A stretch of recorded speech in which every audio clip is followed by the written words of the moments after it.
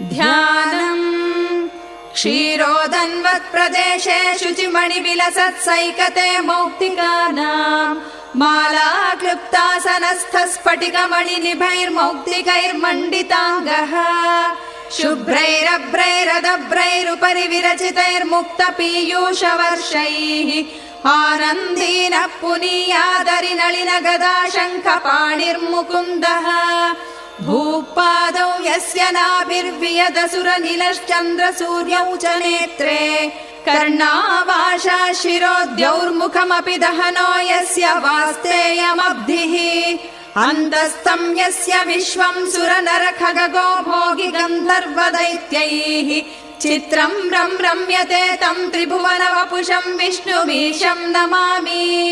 ॐ नमो भगवते वासुदेवाय। शान्ताकारं भुज